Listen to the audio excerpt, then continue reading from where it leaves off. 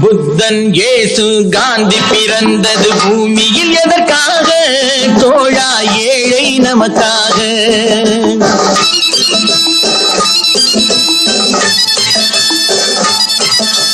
புத்தன் இயேசு காந்தி பிறந்தது பூமியில் எதற்காக? தோழா ஏழை நமக்காக.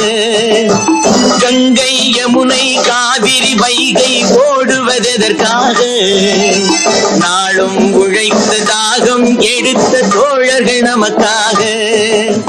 கேள்விக்குறி போல் முதுகு வளைந்து உழைப்பது எதற்காக? மானம் ஒன்றே பெரிதென எண்ணி பிழைக்கும் நமக்காக. புத்தன் இயேசு காந்தி பிறந்தது பூமியில் எதற்காக?